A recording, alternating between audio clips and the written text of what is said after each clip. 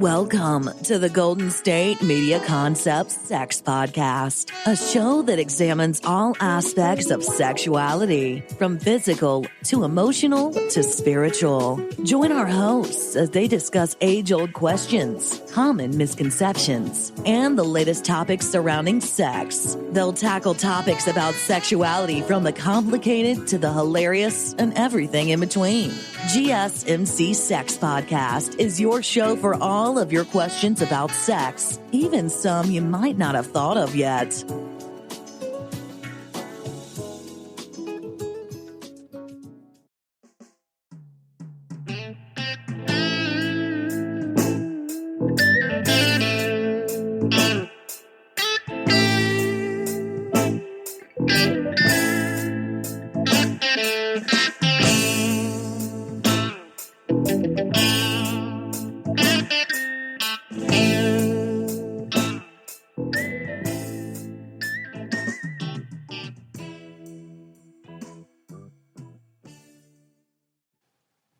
Hi, everyone, and welcome to the GSMC Sex Podcast, which is brought to you by the GSMC Podcast Network. I am Ainslie Caswell, and I am your host today, and we are going to be talking about cheating, which is another topic that seemed to garner a lot of interest when I posed the question on one of my social media outlets. It's very much still a taboo topic, especially in countries like the U.S., where we very much live in a society that is dictated by Christian ideals. Marriage and the monogamous relationship as a structure is presented to us as the ideal relationship. And over again, we are told that stepping outside of that structure is bad. We are taught that in school in various ways. We are told that it is not only morally bad, but dangerous. We are taught that in literature, right from the time we begin to read. It occurs in children's cartoons and children's television shows, right up through other media and film and television for adults, and almost any other type of media that you can identify. Then we take it a step further and we massively analyze and dissect the relationships and practice of either monogamy or cheating in our celebrities and other famous people in our society. Not just analyze and dissect it, but we intensely judge these people for their actions. So while we're talking about cheating, we're going to discuss why it happens, how it happens, with who does it happen, and then at the end, we're going to highlight where we see this in media. I have to admit, one of my challenges when I put together the podcast is how I divide up these topics. I can spin these subjects in several different ways, and when I divide them up into major categories, it really decides how I present the topic. I could present the topic of cheating by gender. I could present the topic of cheating by the social analysis of how we understand the topic of infidelity. I could divide it up by when people cheat depending on what type of relationship they're in, whether they're not married versus when they cheat after they get married, versus if they're cheating later in life when maybe they're on their third or fourth marriage. But I think all of those things would sort of unfairly divide up various people into different categories and excuse away the behavior in terms of, oh, older people cheat because of that reason, women cheat because of that reason, and men cheat because of these different reasons. And those things aren't necessarily true and are definitely not what I'm trying to say. And I don't have any data to back any of that stuff up. So I'm going to try to go back to my non-existent journalism roots and explain the why, how, and with who. Let's start with why. Why do people cheat? Why do they cheat? When they get into a relationship and they commit themselves to someone and they do it for a reason, they must do it for a reason, why do they decide to step out of that relationship rather than leave? And they decide to have some sort of relationship, generally a sexual one, with an outside person.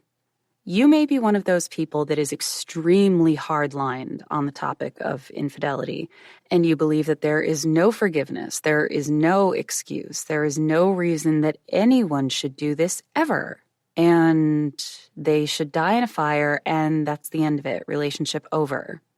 Just like anything, no situation is identical, and any infidelity is a multifaceted decision.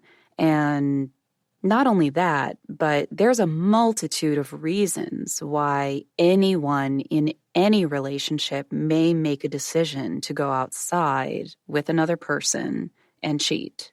So just to establish a baseline understanding that no situation is the same, and therefore no cheater can be vilified in the same way.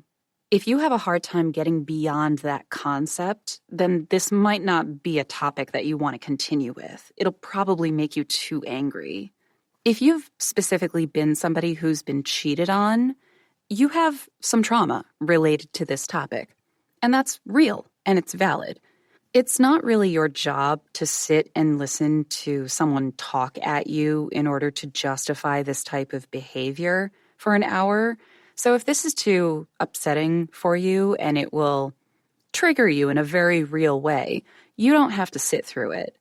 But if you feel like you're capable of sitting through it, the first thing that you may want to try to understand is that everyone who participates in infidelity is dealing with a very, very, very different set of circumstances. This analogy isn't going to work perfectly, but it's a bit like someone committing a crime out of self-defense versus committing a premeditated violent crime. The circumstances were different, and so ideally, after the crime is committed, the evaluation of the crime should be different. Again, the analogy is not perfect, but the individual could be, and in your opinion, you can come to your own conclusion, potentially should be evaluated slightly differently because the circumstances that they came from in order to make the decisions that they made were not the same. Some people will look at both of those situations and say, nothing justifies those actions at all, period. Other people will say, well, it's difficult to know what to do when you're backed into a corner. Everyone will have a different opinion on various situations because all of that type of stuff is subjective. Infidelity is very, very similar. So if we continue to talk about why someone cheats, we end up hearing about things like communication. My partner doesn't care about me anymore. My partner doesn't talk to me anymore. My partner only talks to me about mechanical stuff. My partner only talks to me about household stuff. My partner only talks to me about the kids. My partner only talks to me about finances. They're not interested in me anymore. We don't talk about actual things anymore. We don't talk at all anymore. That's a big one. Next down from emotional connection, of course, follows the physical connection. A common terminology in the adulterer community, particularly online, which is one of the only places that you can track this, is a dead bedroom, which of course refers to the loss of a sexual relationship in a marriage. Way before I started doing this podcast, I actually asked a question about average dead bedroom statistics among those who had chosen to start cheating. And not just me, but an awful lot of people reported shocking numbers that others were shocked by, not just me. 43-year-old man married to his wife, dead bedroom for 10 to 15 years. He couldn't even specify any more than that. 41-year-old woman had not had sex in 3 years with her husband. 43-year-old woman, married 12 years. She could only recall having sex once in the last calendar year. She didn't get any more specific than that. A man in his mid-50s, married to his wife in her 40s, together for 16 years, no sex for roughly 10 years. 43-year-old woman, married for 14 years, no sex for about 4 years. 49-year-old woman, no intimacy for 5 to 6 years. 37-year-old man, married to a 31-year-old woman, 5 months, no intimacy. 55-year-old man, married to a 54-year-old woman, they've been intimate twice in the past 6 years. And these are responses that are from a community of people who, or at least it's from a community that is built for people who are involved in infidelity. So these people are likely being unfaithful within their relationships. And these are the responses about their dead bedrooms. So this often begs the question, why aren't you having sex with your long-term partner? There must be a reason for that. Weren't you having sex with them at one time? So how did that go south, or how did it stop? Like, what happened? Any of these questions, of course, can have a multitude of answers depending on the person or the couple that you're speaking to. Sometimes it goes back to communication. Oftentimes couples stop communicating or forget how to communicate. Sometimes this happens because someone's needs change and they don't know how to tell their partner, or they never knew how to tell their partner. Sometimes this ends up being about things that people want, and again, they don't know how to communicate that. So it's not just about communication at a basic level, it's about one partner's core wants and needs. And oftentimes, that's about needing to be accepted and loved for who you are as a person. So if this is what's going on within the partnership, it can be happening one of two ways. So let's say a partner has an intimate and or sexual need or desire that they want to be fulfilled by their partner. They will either hide or withhold this from their partner because they're ashamed or scared, or they're afraid they're going to be rejected, or they just don't know how to communicate this to their partner. And as a result of this, they will inadvertently, or very on purpose, begin to withhold or pull away intimately or sexually from their partner, and their partner has no idea why. And then this just starts to snowball over time, and your relationship becomes a dead bedroom. And then all of a sudden, you're no longer having sex. You're no longer being intimate. You don't know how to touch each other anymore. You don't know how it happened or why it happened. And now you have no intimate relationship.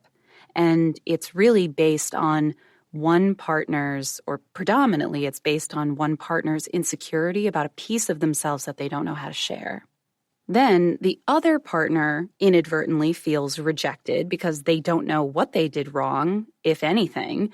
Neither one of them broaches the subject, and then one or both of them will go outside of the relationship to try to fill the void that has been created. This can actually go a different way, but yield the same result.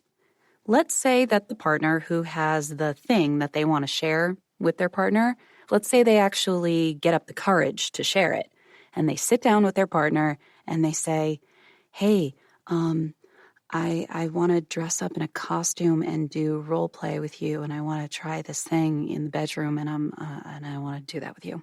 Let's assume, for the sake of this hypothetical, that this partner shares their request responsibly, and they're not trying to freak anybody out.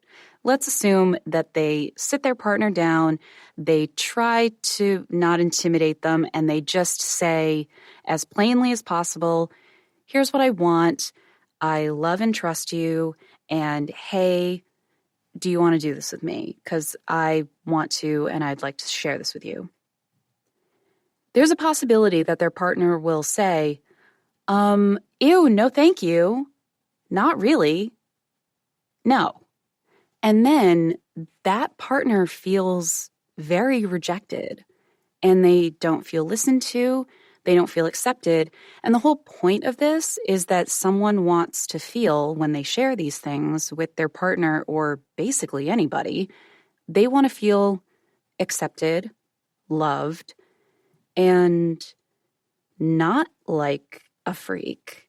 And if their partner makes them feel that way, that is a huge catalyst for going outside of the relationship in order to find someone, not just for the sexual gratification, but for the approval and the lack of judgment. Because now they're not just looking for someone to placate them and say, hey, no, you're not crazy for wanting that. That's totally normal and okay, and don't worry, you're not a sexual deviant. Now they're also looking for the combination of someone saying, don't worry, you're not a sexual deviant, and yeah, I'll totally do that with you. Absolutely. But in order to do that, they have to go on certain websites. So there's really one more category of person who cheats, and this is another internal term, like within the cheating community. This is a term sort of exclusive to them, and it's called a cake eater. And that's a person who is actually happy and content within their monogamous relationship, as it were, and they choose to cheat anyway. And they're incredibly conscious and aware of this. They're very, very purposeful in their decision. They do it very consciously, but they seek out their extra partner. They go on websites like Ashley Madison very much on purpose. They know exactly what they're doing, and they will tell you readily how happy they are in their marriage. They will also tell you, if they're being very honest with you, let's say within the adulterer community, they'll be very honest with you that they very much often love and appreciate their affair partner. Some people see their affair partners extremely long-term, just as long as their marriages go on. And if they lose or leave their affair partner, they will readily seek out another, because this is just as much of a lifestyle for them as their marriage is. Some people seem to treat their affairs like a lifestyle or a hobby just as much as they treat something like golf or bowling or any other type of activity. I mean, sex is a sport, if we're being honest. You burn an awful lot of calories. Then sometimes the partners are in on it, either on purpose or by accident, and they go along with it.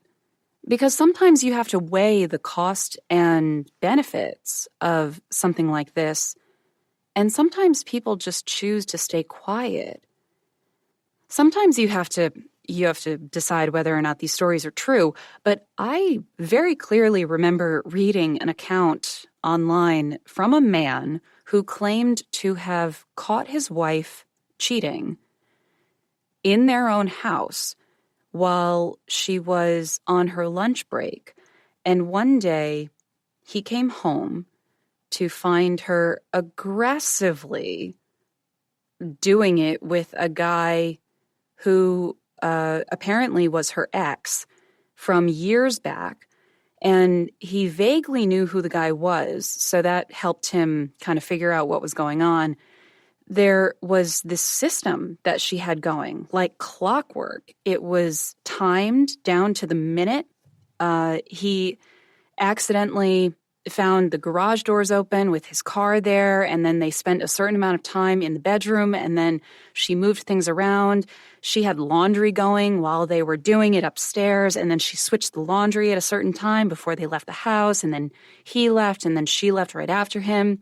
And it was this whole routine that she had going something like 2 or 3 times a week. He wasn't sure if it was a one-off thing until he figured out that it was going on for a lengthy amount of time. And then once he confirmed that it was going on for something like more than 2 years, he sat her down, said something about it. She went sheet white, and he had to assure her that he wasn't going to divorce her. They had children together, the whole nine. And he didn't do anything. He had to let her know that he wasn't actually that upset and he was going to kind of let her continue. He rationalized the whole thing in his head because their marriage was ridiculously happy and they had really good sex. And as far as he was concerned, everything was fine. The other guy was married too, and he said, I'm not going to say anything to her either. And they just sort of agreed that it was all going to be fine. My tone might imply that I don't think that any of this is kosher, but I'm really just framing it this way because we as a society really don't see any of this normalized. So it comes across as very, very shocking and abnormal.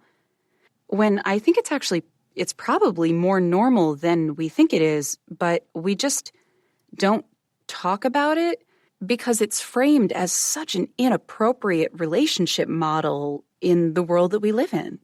So every time that we hear about it, we tell ourselves, that's not right.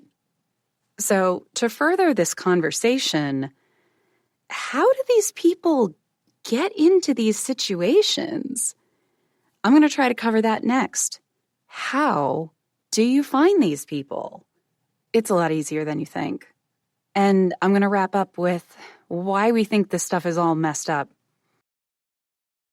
Still on the search of that one true love? On the limbo in this crazy world of dating, marriage, relationships? Well, listen to the Golden State Media Concepts Relationship Podcast, your one-stop podcast for everything about relationships.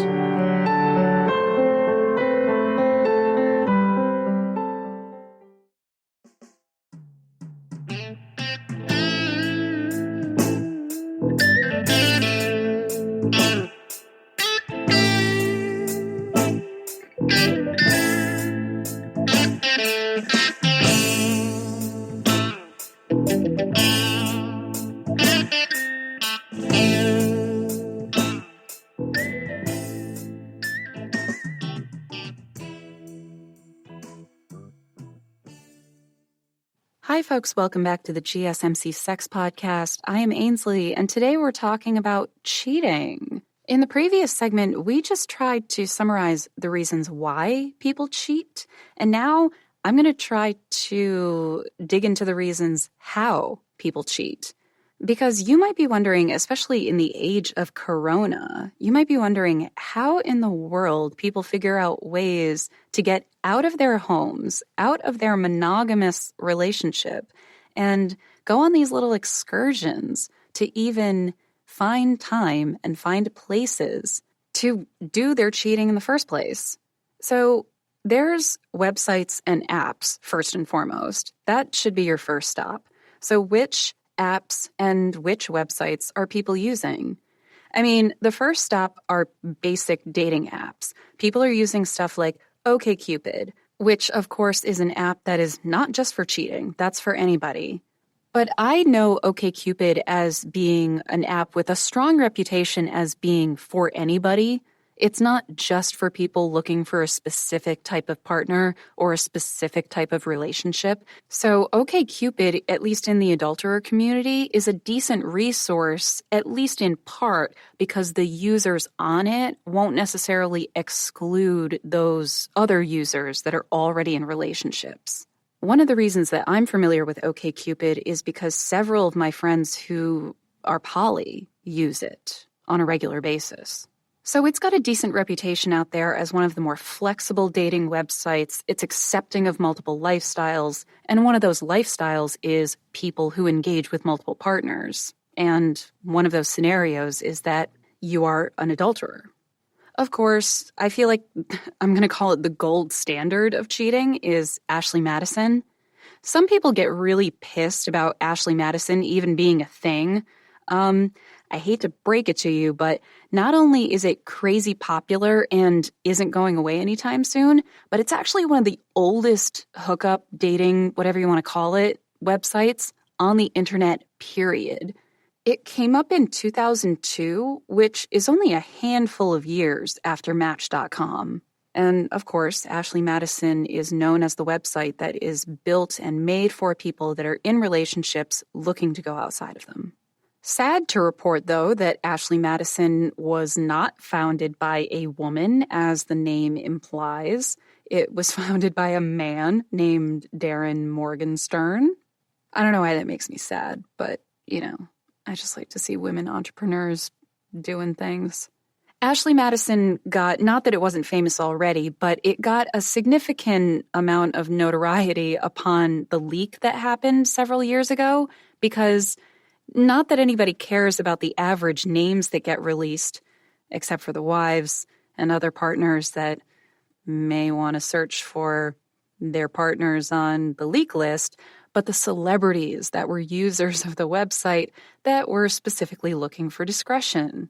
You would think that people of a certain status or people with a certain amount of money and resources would have other avenues to go down than just a website like this, but in a way, this sort of shows the type of anonymity that sites like this offer. So here are some of the names that showed up on that list. Josh Duggar, which just makes my day. Snooki's husband, Gianni Lavalli. Yeah, not that juicy. Hunter Biden. Oops. It's really easy to use a bunch of these apps for their messaging systems, so that's one of the reasons that they're so appealing. The messaging systems within these apps offer an additional level of anonymity in a lot of cases.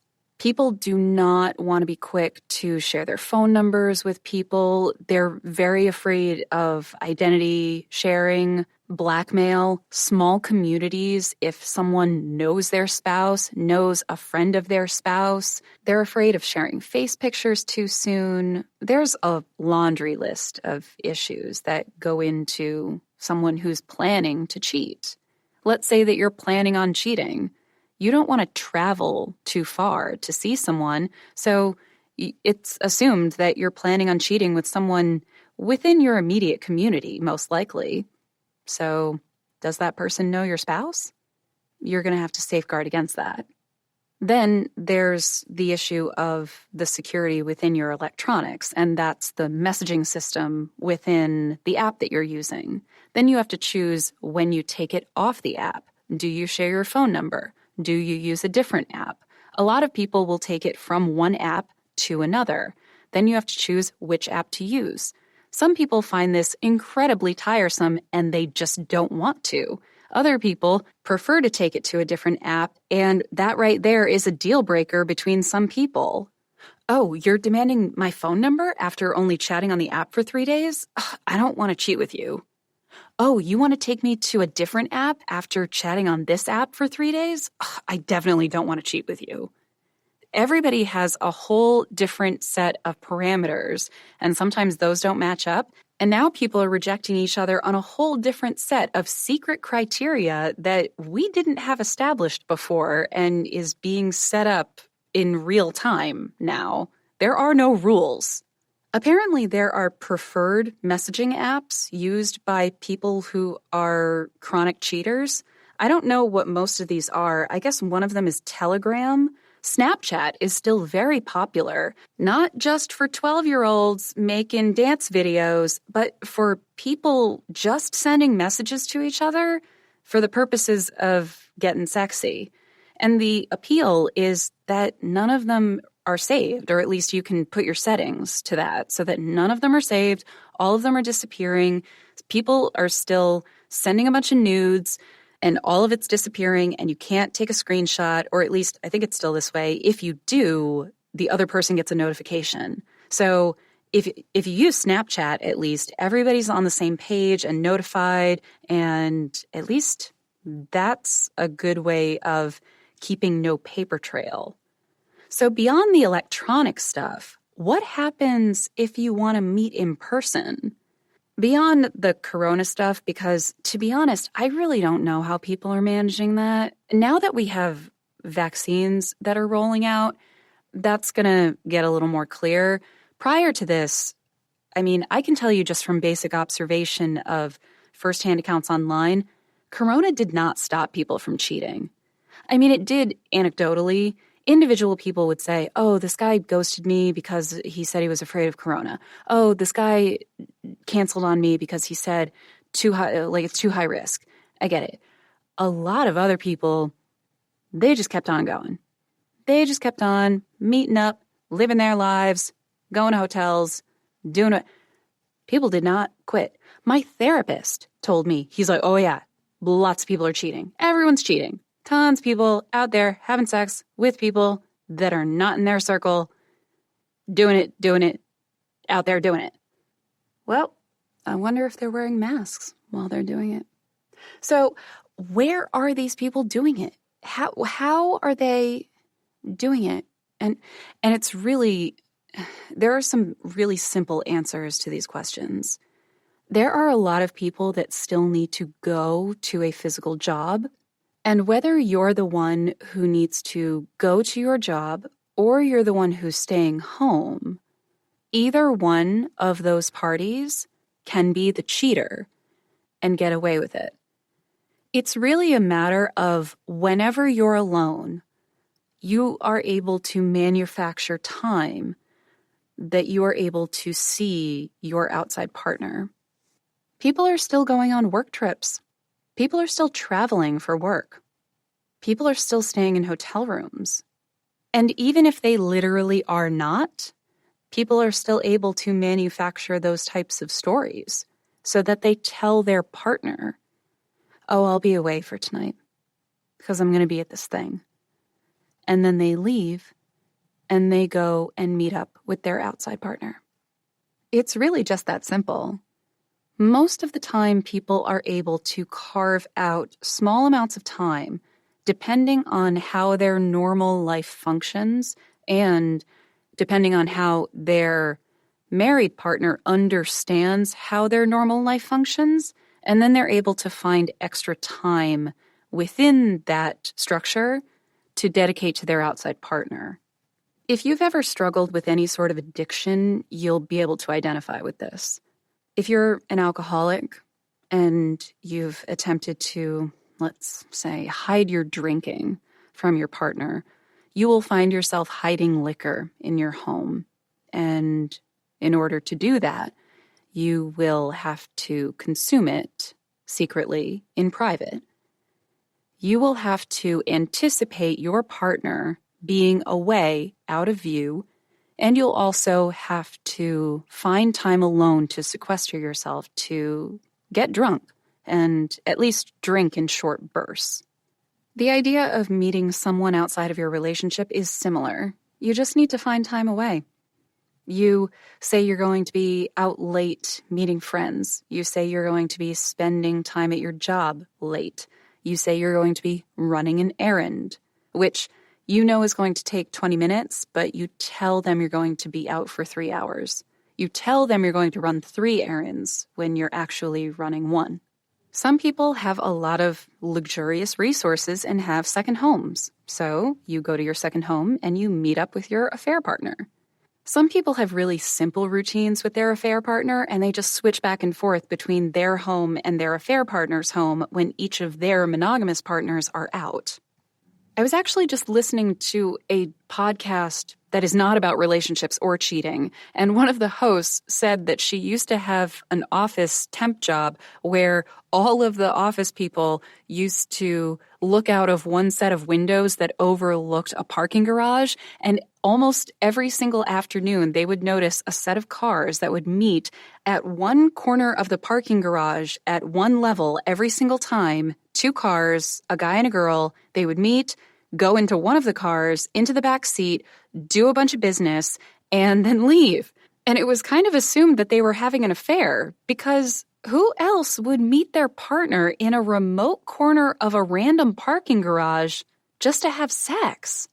I guess they would also have lunch and talk and stuff, but one day they watched them have an argument too, and that's also sort of a telltale sign of an affair.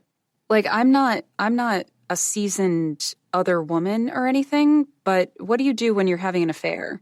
You have sex, eat food, and have arguments, I think.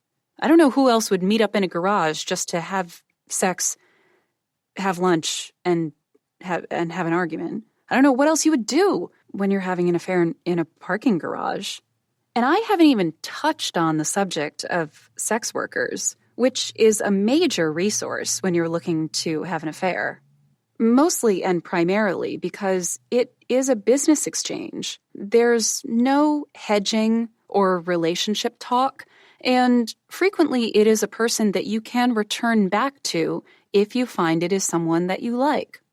And if the reason that you're going outside of your relationship has something to do with a sexual kink or a thing that's not being fulfilled in your relationship, sex workers are a very smart option from a logistical standpoint because you can go to them and it should be easy to simply state what you're looking for and just ask for it. In my experience, a lot of people still won't because they still have a bunch of mental and emotional hang-ups about what they're dealing with. And again, in my experience, getting someone to clearly state what they're looking for is always like pulling teeth. For me, that was the most frustrating portion of doing that type of work. I'm not looking to emotionally massage you, and especially if you haven't paid me yet or even booked a date to meet with me, it's really not part of a sex worker's job, nor do they have the time to therapy you into getting you to tell them what you're looking for. You need to get really clear on what you want, what you're asking for, and figure out the language that you're going to use before you get in touch with them. Otherwise, you're just going to get a very frustrated response, or you're not going to get what you want. And now, sex workers are both easier and harder to find in a coronavirus world because it's a bit harder to get a sex worker physically in front of you because strip clubs are still shut down in many areas, because you could get an actual sex act in many types of strip clubs that were dirty, if you would call them that. Some strip clubs were of the cleaner variety. It was really on a dancer-by-dancer case basis. You really had to ask an individual girl what she was willing to do. And then there were cities that had actual brothels. Then there are states like Nevada who are kind of known for having brothels be legal in certain cities. That's far less common, but it's still a thing. Then, of course, there's Craigslist, but I don't actually know how Craigslist is doing in the whole sex worker market nowadays. For all I know, it could be dead. And then in the online sex worker market, now that we have things that are very easily accessible like video chat, and we don't have to worry about corona in things like video chat, sex worker trade, we have OnlyFans. We have all of those cam websites where you have people doing full-on sex acts, full-on nudity, and they can be one-on-one, they can be private, and they are paid. There's good and bad things about this market. The good thing is that in a lot of cases, it puts a lot of control in the performer's hands. The bad thing is that the model absolutely can be exploitative because companies can put accounts together and then put teams of girls together that they can then put on the internet. And those teams of girls can be lots of underprivileged and exploited women who don't actually get the money that they're earning from the men who are hiring them to do sex acts. And that's just a different form of trafficking, which has now turned online. So not to put a damper on your party, but women can be trafficked on the cam websites. On that note, let's go into who people cheat with. We've covered some of that here, but we mostly talked about how you get in touch with those people. But who exactly are these people? We'll cover that next. Tired of searching the vast jungle of podcasts? Now listen close and hear this out. There's a podcast network that covers just about everything that you've been searching. Hey! The Golden State Media Concepts Podcast Network is here. Nothing less than a podcast bliss with endless hours of podcast coverage. From news, sports, music, fashion, cooking, entertainment, fantasy, football, and so much more. So stop lurking around and go straight out to the Golden State Media Concepts Podcast Network. Guaranteed to fill that podcast itch. Whatever it may be. Visit us at www.gsmcpodcast.com. Follow us on Facebook and Twitter, and download us on iTunes, SoundCloud, and Google Play.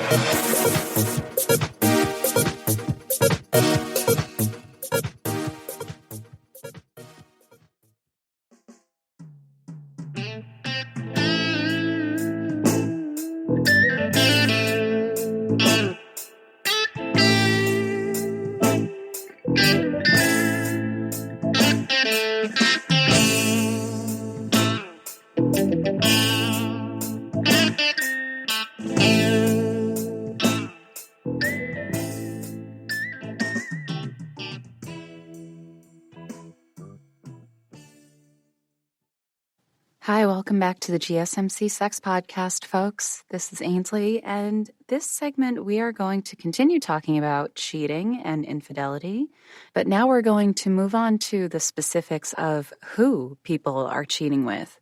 You may think that this would have gotten covered in the earlier segments about why and how people are cheating, but the why segment mostly covers who they're cheating on, and the how segment covers what they're cheating with, meaning the tools that they're using to cheat, which is typically nowadays the internet.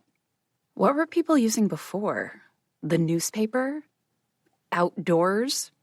We don't have outdoors anymore. Outdoors got taken away from us. Confiscated. Outdoors got confiscated. So who are people cheating with? In simple terms, I guess anybody? People are cheating with anybody.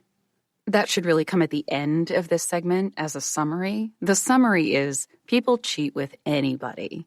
But if we want to be methodical about how we explain this, who are people cheating with first and foremost? They're usually cheating with people they know. That answer reminds me of the statistic of, disturbingly, abuse victims. You're more likely to be abused by someone you already know. And it seems to be that, honestly, you're more likely to cheat with somebody you know. And I think that's just a matter of convenience. Those people are the closest to you in your circle. And then when you add to it that a sexual act and cheating on your existing partner is an intimate act when you get down to it, it helps if you know the person already, because that decision is kind of a personal one. So people tend to cheat with those that they already know. So not to fall into stereotypes that you may or may not have seen on daytime television, but people are cheating with their exes. Sorry. They are. They're not doing it all the time, don't worry, but there are some people that are indeed cheating with their exes. I can't say for sure how often this used to happen, but now the internet makes it astonishingly easy to keep in touch with people or reconnect with people that you previously lost touch with. And that includes people that you used to date. So if you're not currently having a great time in your relationship, your ex is just one Instagram message away or one Facebook like away. And then suddenly you have their attention. Is Facebook poking still a thing? Gross. Okay, I'm not here to tell you to poke people on Facebook. I am here to tell you that your past connections in your past are now more accessible than ever. And social media, as good as it can be and as bad as it can be, helps you not just connect with these people, but it helps you hide your tracks. But it also helps preserve your tracks. So whether or not you're interested in connecting with people, if you do using any of these apps, it will both help you hide things and it will help preserve things for your benefit and your demise. As we mentioned earlier, apps like Snapchat were sort of built with the model of the disappearing message. So some people use Snapchat and other apps with that model for the exclusive reason that they will not save their message history. And that's a good reason to use apps like that. Also, Instagram has the story feature, and you can go into your settings and turn off your archive so that it doesn't archive anything that you send out. That doesn't necessarily apply to your private messages, though. And your private messages are probably where you're going to get crucified if someone else gets their hands on your phone. I'm no tech expert, and the point of this whole podcast and this segment is not to teach you how to cheat, but Facebook Messenger and probably Instagram Messenger, at least in the private message area, is probably not a good place to put things that you would like to either not be archived or things that you would want to keep secret. As far as I know, and this is just me as a Facebook user, somebody who's been using the app since about 2005, my messages are all saved and archived since they split off Messenger as its own separate, unique app. And I am not 100% sure how to make all of that go away if I wanted to. Because at this point, I don't have anything that I want to delete permanently. But if I did, I'm not sure if I could 100% do that. Apparently, there's a technique among cheaters or anybody who doesn't want their message history permanently saved on any of these apps is they use one specific app to message with their affair partner, and then they continuously uninstall and delete it from their mobile device and then reinstall and re-sign in with apparently the same username. You don't need to create a new username, but it's the permanent saving of your activity on the hard drive of your device that is problematic. And the only way to avoid this is to uninstall the entire app on your phone over and over again. And I don't think that even this will work if someone potentially has your device bugged or mirrored. And even if you do all that, the data is being potentially sent to someone else if, again, only if they have your phone mirrored or bugged with some sort of spyware in real time. They have all of that information in real time. And so even if you're doing all of your best work to delete your tracks, they've still got all your stuff. So you have to do a lot of work if this is your life, and there's only so much you can do. So now that we've established that your exes are very accessible and they're a popular category for people to go to as far as who do I want to cheat with, who else is a popular group of people to look towards if you want to go outside of your relationship? It's often coworkers. Coworkers are popular to cheat with if you're in a relationship, not just because they're accessible to you, but because you're around them constantly. Sometimes you're around them more than your partner. You get to know them incredibly well. You find yourself physically sharing space with them. Many people in many different types of jobs find themselves traveling with these people. And in many types of jobs also, you will share very unusual schedules with them. Especially in this type of world that we're living in right now, the types of people that are out there doing the remaining work that requires them to leave the house are working very high-impact jobs that are stressful, that are taking a lot out of them. So those people that are out there doing those types of jobs, working together, are emotionally relying on each other. They're emotionally supporting each other. And those are the types of qualities that you usually find in romantic relationships. So if you have two people who are coworkers who are possibly both neglected at home by their partner or in other ways are having problems in their relationships, and then they both come to work and they find themselves emotionally being supported by their coworker, and then there's otherwise a physical attraction there, that's in many ways a perfect recipe for an affair. There's a lot of situations where this works out very well. There's people who work long shifts away from their home that find time to meet with an affair partner. People in the medical field, people in the retail field even, people who work third shift, people who work at large buildings with dead spaces, with places that they can duck away in, people who work at hotels that have actual beds that are often unaccounted for, but they know what's going on, so they can sneak away to those spaces. People who travel but are good at planning and communication and perhaps have somebody in the city that they travel to. People who travel whose company gives them lots of access to hotel spaces, which is typically the ideal neutral ground for meeting your affair partner. When I read stories of people who tend to be cheating, especially those who are in the workforce, it tends to be those middle-class people who are still leaving the house, who are out there. They need to be middle-class or upper middle-class enough to have enough control over their job to dictate where they're going at what time. It doesn't mean that it's easy, but they typically have enough control over what they're doing and where they're going so that they can have a certain amount of time away and also manipulate the schedule in order to tell their partner where they're supposed to be or where they want them to think they're supposed to be. And then who they're meeting with is usually someone who is in a similar situation. And often that translates into a coworker. If it's not an actual coworker of theirs, that's where you start to see people who met on apps and they were legitimate strangers. But something that I was surprised to learn was a very common prerequisite for strangers meeting on apps for pre-planned affairs is people often ask for their prospective affair partner to be in a very similar situation to them. They want somebody to have a similar job to them, a similar marriage situation to them, a similar home situation.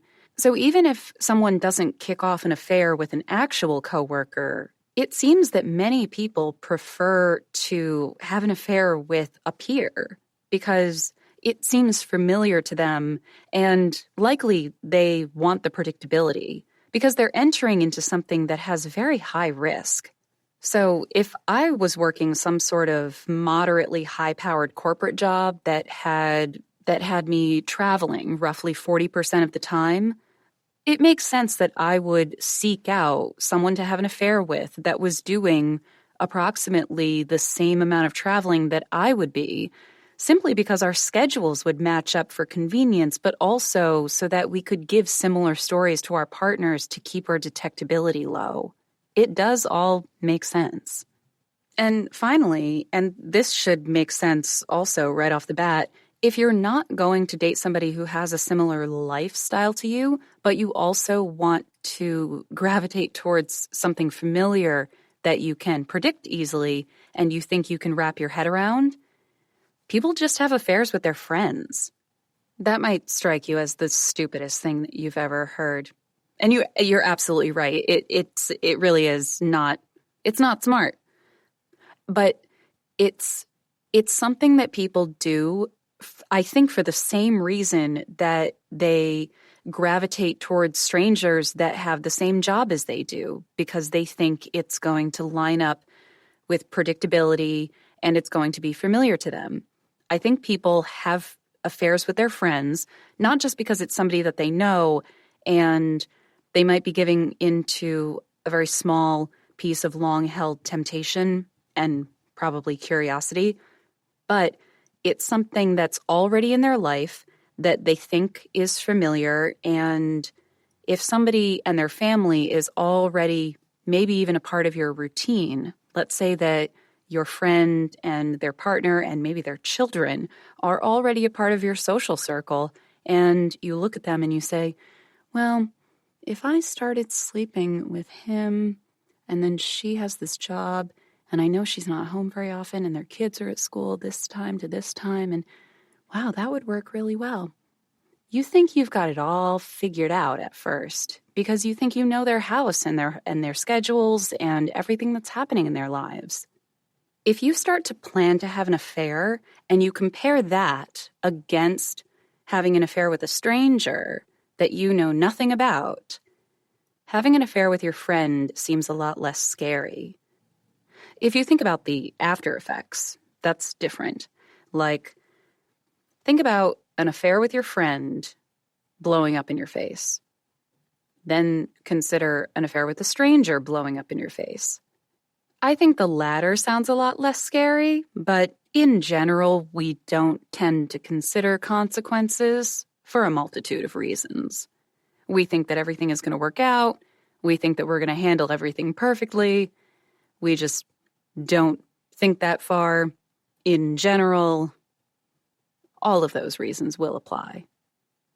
So, to sum up, I will go back to my original premature conclusion, which is people will roughly cheat with anybody. And save for a sex addiction, it's really about who is in the closest proximity to you, in most cases. Many people won't go very far out of their way to cheat, and cheating is not a new epidemic. It's not about the apps. It's really not about the internet. The internet just gives people a new set of tools to do what they were doing anyway. This might seem like a good time to put in the old adage of once a cheater, always a cheater, but that's not really what I'm getting at. What I'm getting at is the action itself tends to take place no matter what the situation or the resources.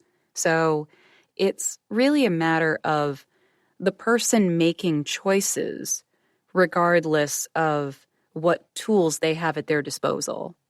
You may have noticed that this segment wasn't about who cheats. It's about who people cheat with. And a part of that reason is I cannot possibly determine who cheats. There's not really a model for the type of person who cheats. I believe there's a school of thought out there that everyone cheats at some point. I don't know if there is any proof anywhere out there, period, that there's a 100% faithful human being out there. There's a larger school of thought that monogamy is not natural and shouldn't really exist in our society because it doesn't function well. So what's much easier to identify is when we do cheat, because it seems to be an inevitability at this point. How do we cheat and who do we do it with? And I hope I have addressed some of those questions. So next, I'm going to take a look at infidelity and cheating in media and the other creative arts. Where do we see it? How long have we seen it? And what does it show us?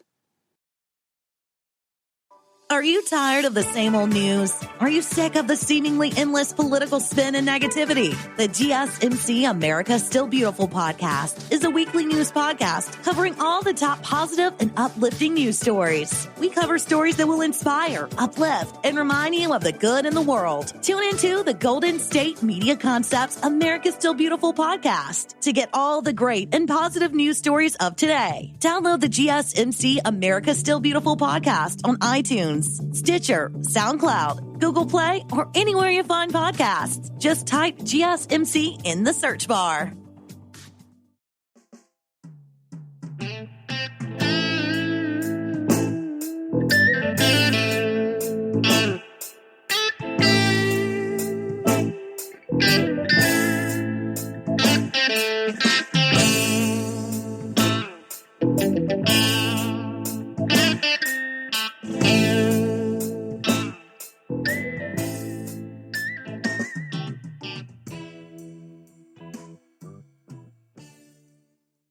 Hi, everyone. Thanks for sticking around on our hour on cheating here on the GSMC Sex Podcast. This is Ainslie, and I am wrapping up our hour with a discussion about how cheating is represented in the media. More specifically, I guess I'm going to be talking about how it's represented in the media in our entertainment. If I wanted to tackle the topic more broadly, I could talk about how the media covers infidelity and cheating in a real life sense, with how it kind of crucifies people for infidelity in real life in tabloid form, but then in our entertainment world, it completely glorifies infidelity in a way that doesn't make any sense with how we view it in our day-to-day lives, in our society at large, or, again, in the way that our entertainment represents it. Hopefully just that is enough to point out the hypocrisy, because I'm about to give you sort of a laundry list of the most, I guess, well-known instances of on-screen infidelity. Even if you don't realize that that's what they are, you might say, oh yeah, I do remember that. And you'll realize that in the plot lines of these creative pieces, these people are often not even not punished for what they've done, but they're usually the heroes of their own story.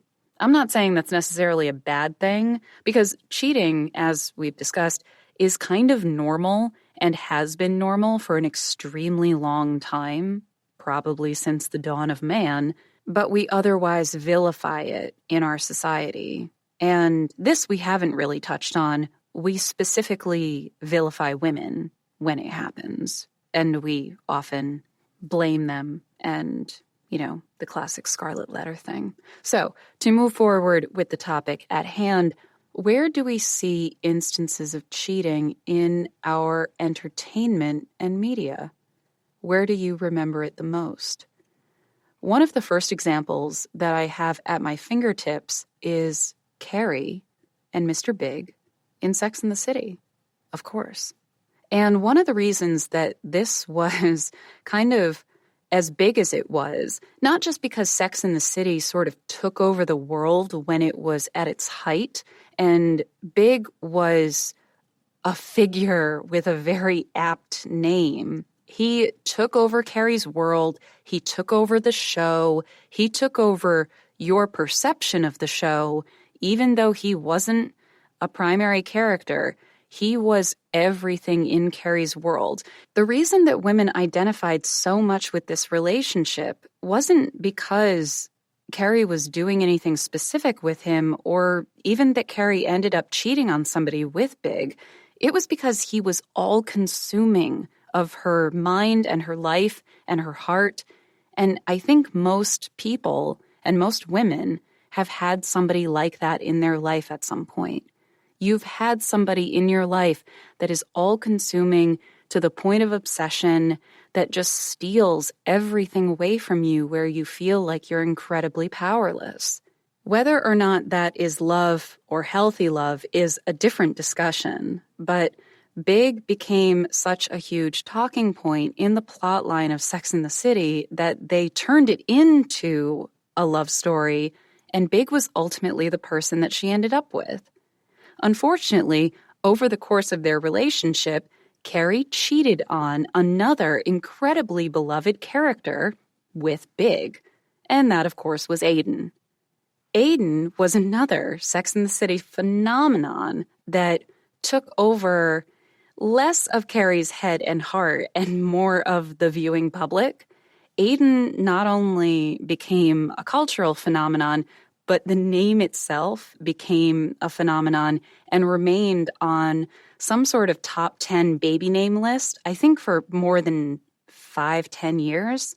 And then offshoots of that name, I think, are still incredibly popular. Braden, Jaden, Caden, people are still naming their kids this. And if I remember correctly, it was largely kicked off at this time period because of this character.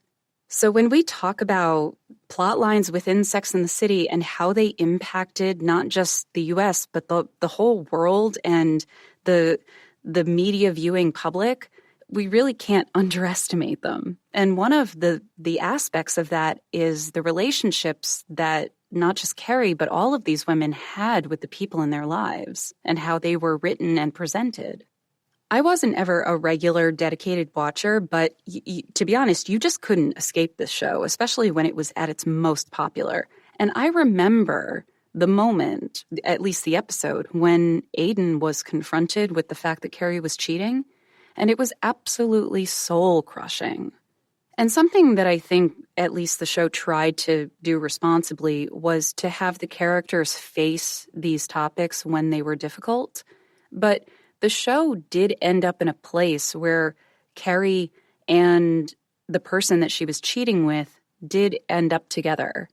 And up until that point, their relationship was presented as extremely codependent, very unstable, and they were committing infidelity in various combinations. So it's really hard to say if it was presented responsibly, but art and entertainment never said it was supposed to be responsible. So I'm not here to judge it. You might easily forget this next one. Rose cheated on her fiancé with Jack Dawson when she met him on the Titanic. Right? Rose was engaged to, I don't even remember his character name. It was Billy Zane. So she was engaged, and he wasn't a cool guy. And then she meets Jack on the ship. There's a little bit of courtship. I don't know, what was it, 6 hours a day, less than a day? And then he takes her around the boat, and then he gets her in that car, and then things happen. And then, spoiler alert, hope I don't need to warn you what happens next. The boat hits some stuff, goes down, and Jack is no longer with us. But the story is that Rose essentially finds the person that she loves, and it's certainly implied that Jack is her soulmate or could have been her soulmate, and then they essentially lose each other because of his death. Not because she was in another relationship, but because of his death and because of the ship going down. It's never implied or suggested that they could have not been together because of her station in life or his station in life. In fact, it's strongly implied that the opposite is true, because after she's picked up by the Carpathia and rescued, and her fiancé is rescued as well, she essentially makes a break for it and creates a whole new life, supposedly motivated by this newfound love for Jack, who is no longer with her. But if he was, it's more or less assumed that she would have begun to forge a life with him. But the audience is meant to speculate on that and be optimistic about those things. The point being that the ball got rolling by her being unfaithful to her fiancé, her terrible, arrogant fiancé. I got my first kiss at Titanic in the movie theater right after that car scene. It was nice. Okay, I'm going to try to have we were on a break discussion just with myself, so this might get confusing. Ross and Rachel may simultaneously have one of the most realistic and unrealistic relationships represented on television. And one of those aspects is the whole cheating and we were on a break conversations. Because while the whole we were on a break conversation is entertaining and hilarious and perpetuates their back and forth, the basis of the argument is based on whether or not Ross cheated. And there legitimately are two ways to see this, which is the beauty of the story arc, which I don't think the writers even intended. And that's what makes it so real. Couples will have simple misunderstandings about things like this, but when it's about things that are so deeply emotional and deeply intimate, you will find it impossible to come to an understanding about them. And if you stay together, especially if you're in the same social group and you can't ever get away from each other, and especially if you continue to harbor feelings for one another, you will argue about this stuff for years and years. So for anyone who's unaware, and you can watch the show full on front to back and still be kind of fuzzy on exactly what they are angry about, I couldn't summarize this from memory, so I'm going to read from a summary page on the internet. So this is what it says. Ross and Rachel enjoy a year of blissful romance before Ross becomes increasingly jealous of Rachel's friendship with a coworker, Joshua. After a Joshua-themed argument, they agree to go on a break. Rachel says, "A break from us." Heartbroken and horny, Ross sleeps with a girl from the copy place that evening. Rachel, the next day, ready to kiss and make up, finds the girl from the copy place in his apartment. Both partners spend some time wandering in the wilderness. Ross finds an attractive new partner, whom Rachel convinces to shave her head. It's a long story. Why'd she do that? Because she still has feelings for Ross, of course. Can they just work things out? Rachel writes a very long letter to Ross outlining what he needs to do in order for their relationship to work. It's 18 pages, front and back. Ross falls asleep while reading the letter, and Rachel asks him a very crucial question. Does it? Ross has no idea what she means. Does what? He says, it does. Ross then reads the letter. The does it refers to him taking full responsibility for the implosion of their relationship. Does that seem like something that he can do? It so does not. Cue huge argument. We were on a break. So that is the whole Ross and Rachel, we were on a break thing in a nutshell. Because overall, Rachel thought that the declaration of we should go on a break meant that it included leaving their relationship itself intact while choosing to step away from the issues that they couldn't rectify, which at the moment that they were fighting was exclusively about Ross's inability to be okay with her friendship with her coworker. Ross interpreted the decision as Rachel saying that all of the parameters of their relationship were temporarily suspended, that their whole relationship was done. They were each single for the time being. He was feeling horrible about himself. A girl expressed interest in him, and so he carried it through to the end because he must have thought that it was going to solve some sort of problem. Ross, as a character, doesn't seem to operate under the assumption that this is going to fix anything or that he has somehow the right to do this. Ross is continuously terrified this whole time. It's in his very definition as a character that he always wants to be with Rachel. It's almost never a part of Ross's makeup that he doesn't want to be with her.